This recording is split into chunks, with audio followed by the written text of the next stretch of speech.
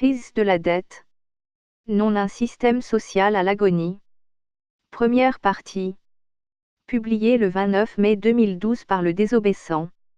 La crise de la dette, expression mise à toutes les sauces pour justifier la destruction de tous les acquis sociaux arrachés par des décennies de combat du peuple laborieux, puisque l'origine de la dette serait, d'après les experts autoproclamés, la surconsommation des États, des services publics, de la protection sociale et des particuliers.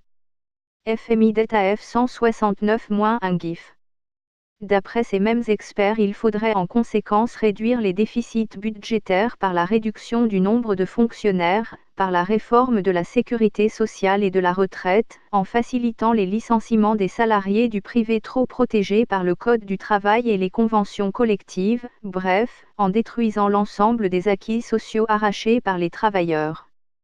Il s'agit là d'une mystification tentant d'accréditer l'idée que la résorption de la dette est une cause sacrée dans laquelle tous doivent s'engager sous peine de voir disparaître le modèle social que nous connaissons. Cette crise qui déstabilise en profondeur l'économie, les institutions, les gouvernements, est-elle vraiment la crise de la dette? Serait-elle fondamentalement différente, par sa nature, de toutes les crises précédentes? Si la dette française est le résultat de la surconsommation d'un État protecteur, comme le répètent à l'envi les pseudo-experts, qu'en est-il des USA dont dette est 10 fois supérieure à la dette française? Aucun expert ne pourra prétendre que la dette américaine est le résultat des dépenses d'un État socialement protecteur. La crise de la dette n'est pas une exclusivité des pays riches ou pauvres, protecteurs socialement ou pas du tout, elle touche l'ensemble des nations, et partout les pseudo-experts et les gouvernements aux ordres du capital international préconisent les mêmes remèdes, tailler dans le vif des nations, privatiser les services publics, renforcer les exonérations patronales, licencier les fonctionnaires, baisser les salaires, augmenter la précarité.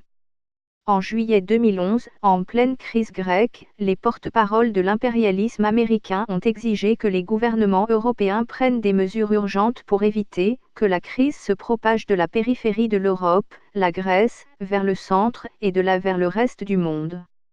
Malgré ces exhortations, la crise n'a cessé de se propager et d'amplifier. Cette crise de la dette n'est-elle pas au contraire la démonstration de l'exacerbation de la décomposition du système capitaliste fondé sur la propriété privée des moyens de production? La crise de la dette qui n'est pas celle des peuples ne saurait justifier que les peuples et le mouvement ouvrier soient subordonnés au remboursement de la dette ou à la résorption des déficits budgétaires qu'elle génère. Mais encore faut-il cerner les mécanismes de la dette. Qu'est-ce qui distingue la crise actuelle? La crise actuelle se distingue des précédentes par le volume jamais atteint de la dette publique, généralisée à l'ensemble des États, y compris les plus puissants. La dette publique mondiale est de plus concentrée entre les mains de détenteurs privés, fonds de pension, banquettes, lesquels imposent des taux d'intérêt exorbitants, créant donc une situation où le paiement des intérêts de la dette devient impossible pour la plupart des États concernés. Il en découle que des nations souveraines sont à la merci d'investisseurs privés, lesquels investisseurs privés agissent envers les États endettés comme n'importe quel banquier envers une famille ouvrière endettée, qui vendant à l'encan les bijoux de famille, qui privatisant les services publics. Arrivé à ce stade, la dette et le système de crédit qui l'a engendré apparaissent à juste titre comme un instrument de mort et de destruction. En particulier de destruction massive de la classe ouvrière, par le biais notamment de la destruction des forces de production. À l'origine de la dette, le crédit. Comme décrit ci-dessus, la crise de la dette résulte de l'impossibilité grandissante pour les nations de rembourser le crédit et ses intérêts usuriers. Depuis principalement la crise grecque, il devient indiscutable que le remboursement de la dette et de ses intérêts devient un instrument de mort et de destruction des forces productives. Les forces productives regroupent les instruments de la production, la force de travail des hommes, les objets du travail, les savoirs et les techniques en vigueur, l'organisation du travail.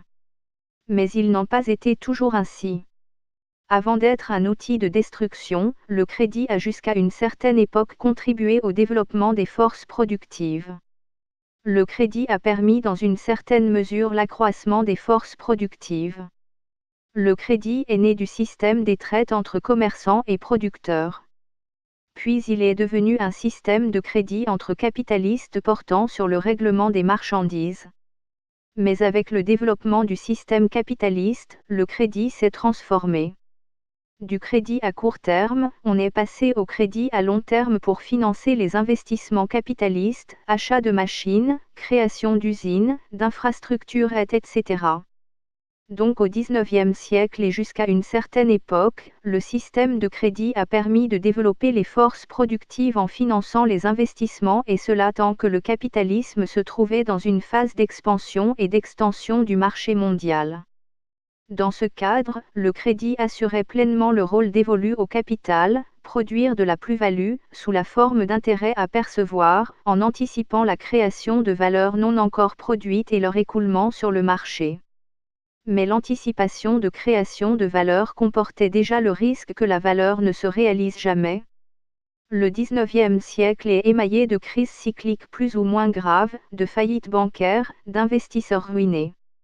Ces crises découlaient d'une part de la lutte incessante entre capitalistes pour la domination du marché mondial, d'où la nécessité d'imposer des conditions effroyables au peuple laborieux pour en extorquer le maximum de plus-value et d'autre part, de la lutte des travailleurs pour un meilleur niveau de vie.